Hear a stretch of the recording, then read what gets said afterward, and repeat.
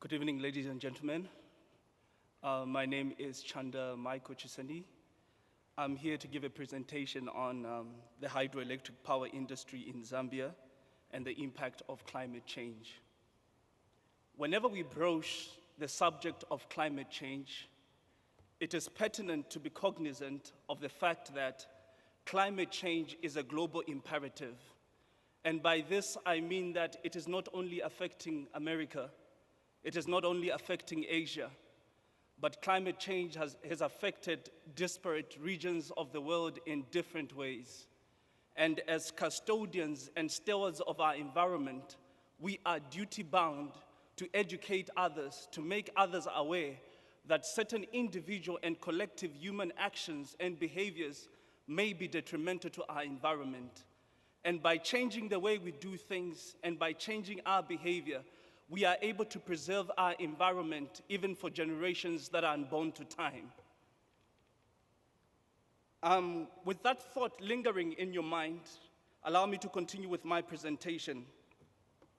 I'm passionate about this because I come from Zambia and I've seen people suffering at the mercy of climate change.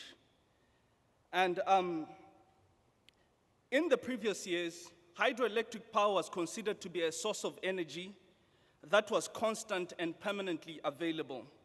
Vine 2012 postulates that persistent droughts have been detrimental to the hydropower industry, and indeed persistent droughts have been detrimental to the hydropower industries in different countries. Zambia has been among the countries that have been hard hit by droughts. And droughts have had a negative effect on the hydropower industry, therefore creating a deficit in Zambia's electricity. The economy has also been negatively impacted by this deficit.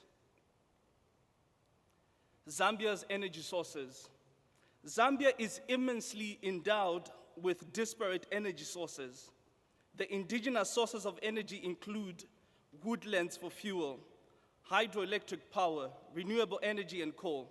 And it is imperative to note that wood fuel, oftentimes referred to as charcoal, accounts for about 70% of total national energy demand. This is alarming, ladies and gentlemen. It's something that we should be worried about. And regarding the demand for electricity in Zambia, the greatest demand for electricity in Zambia is in the mining sector, followed by the residential sector. And you will understand why a deficit in electricity affects the economy. This is because Zambia is highly dependent on the mining sector, with more specificity, the mining of copper in Zambia. So the economy of Zambia is driven by the mining of copper. And this is why when the mining sector is affected in Zambia, the whole economy is affected. So what are the challenges associated with hydroelectricity in the midst of persistent droughts? Zambia experiences about 200 millimeters of rainfall per month on an average.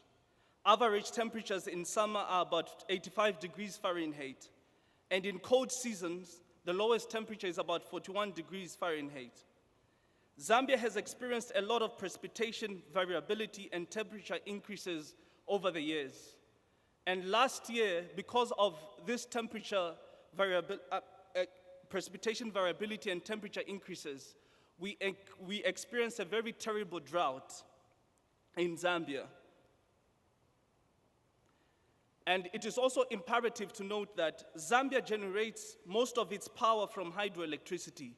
The World Bank 2010 estimated that about 90% of Zambia's electricity is generated by hydropower plants. Most of the hydroelectric power in Zambia is generated from the Kariba Dam. The Kariba Dam's reservoir is the Lake Kariba. The Lake Kariba is the largest man-made lake in the world. And when Zambia was hard hit by droughts last year, the Lake Kariba dried and the water levels reduced in the Lake Kariba.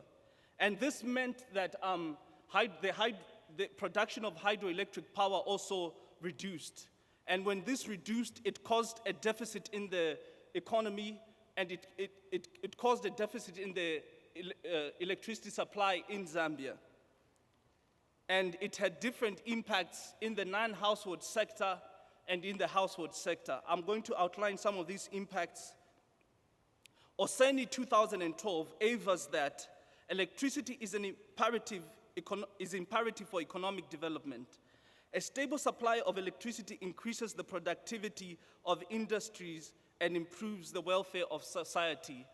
And this does not need evidence to be proved. It is clearly evident that for every economy to thrive, there is need for electricity.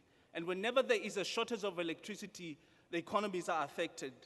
According to the World Bank's Survey Online Database 2012, about 13.1% of businesses in Zambia stated that their greatest obstacle to doing business is electricity, the shortage of electricity. And electricity is ranked third from access to finance and practices of informal sector.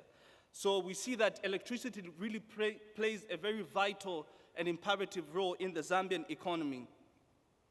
So when we were hit by droughts in Zambia, and when we began to experience power outages because of the deficit that was created in the electricity supply, sometimes in Zambia last year, we used to experience power outages of estimated to about 12 hours. Now imagine how 12 hours without electricity would do to a business. Many businesses were affected. They had to change their modus of operandi. They had to change the way they were doing things, and even their workers, sometimes workers couldn't work in the day. They had to come and work in the night because during the day there was no electricity. And the mining sector in Zambia, as I mentioned earlier, has one of the greatest demand for hydroelectricity. And when we experienced these power outages, the mining sector was adversely affected. And this led to most of the mines, they began to put off workers. So a lot of people lost their jobs because of this impact. And because of falling copper prices as well last year, power outages were detrimental to the mining sector and to the economy of Zambia.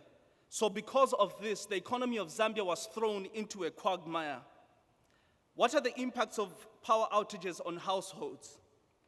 Because of lack of access to stable electricity, many households in Zambia already used charcoal as a more reliable source of energy.